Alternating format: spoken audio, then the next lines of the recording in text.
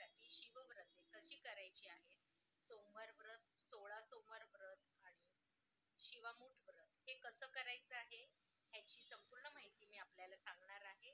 आपल्याला कुठली साधना करायची आहे या व्रताच्या दरम्यान किंवा आपल्याला शंकराला काय वाहायचं आहे हे सगळं आपल्याला मी ह्या आजच्या व्हिडिओमध्ये सांगणार आहे. तर सगळ्यात आधी जे व्रत आहे ते आहे सोमवार व्रत. शंकराची कृपादृष्टी राहावी व जीवनात सुख समृद्धी यावी म्हणून सोमवारचे व्रत करतात. स्त्री पुरुष आबालवृद्ध अशी कोणीही हे व्रत करावे. हे व्रत करणाऱ्यांनी सोमवारी दिवसभर उपवास करावा. सूर्यास्ताच्या वेळी शंकराची पंचोपचारे पूजा करावी. पुरोहिताच्या मार्गदर्शनानुसार यथासांग षोडोपचारे पूजन करावे. शंकराला भोजनाच्या पात्रात नैवेद्य दाखवावा. तो शंकराचा प्रसाद म्हणून व्रतकर्त्याने स्वतः ग्रहण करावा. 16 सोमवार व्रत हे व्रत शीघ्र फलदायी म्हणून प्रसिद्ध आहे. शारीरिक सामर्थ्य असलेले कोणत्याही वयाच्या व्यक्तीने व्रत करावे. याला संकट सोमवार व्रत असे अन्य नाव आहे.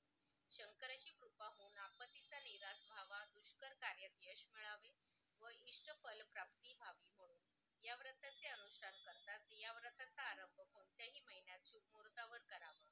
पहिल्या सोमवारी गणपती पूजन झाल्यावर व्रतसंकल्प करावा. या व्रताचा रविवारी रात्री आदल्या दिवशी अगदी हलके भोजन घ्यावे. सोमवारी पूर्ण उपोषण करावे.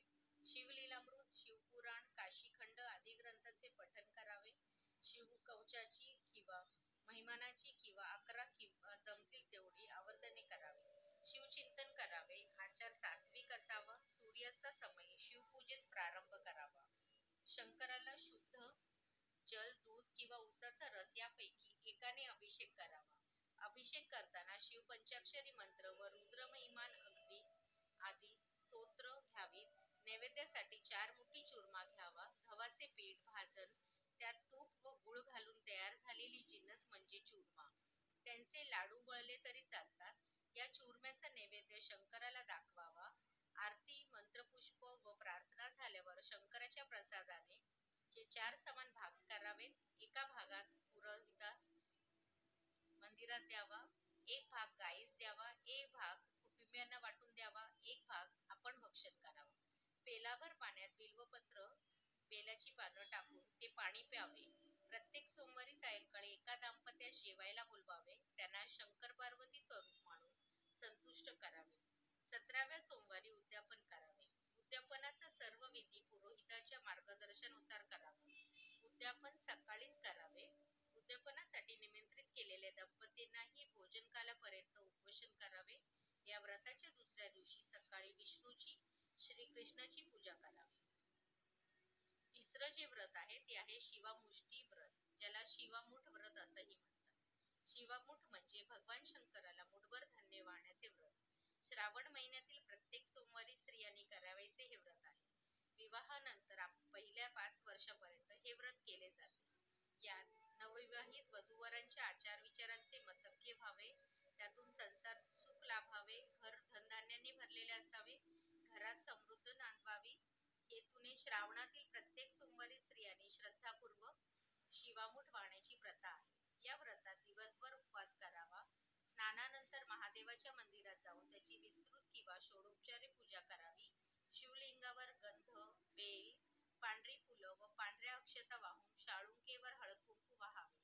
त्यानंतर धूप दीप ओवाळून यथाशक्ती नैवेद्य दाखवून आरती करावी.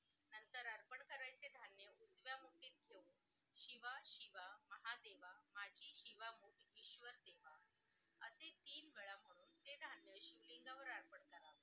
पहिल्या सोमवारी तांदूळ, दुसऱ्या सोमवारी तीळ, तिसऱ्या सोमवारी मूग, चौथ्या सोमवारी जवस व 5व्या सोमवारी सातू ही धान्य अर्पण क्रमाने करावी. शिवामुठी बरोबर एखादे नाणे व क्रमाने नारळ, महाळुंग, केळे, काकडी, बेळफळ ही फळे अर्पण करावी. शिवामूठ म्हणजे अर्पण करायची धान्य स्वच्छ निवडून धुवून वाळवून मगच महादेवाला वाहावे. या व्रताचा उद्यापनासाठीच्या निमित्ताने शंकरास महाअभिषेक करून ब्राह्मण भोजन करावे. सुवासिनींची सोहळ्याने खणाने ओटी भरावी. काशीला किंवा 12 ज्योतिर्लिंगापैकी एखाद्या स्थानी देवळात जाऊन काही द्रव्य अर्पण करावे.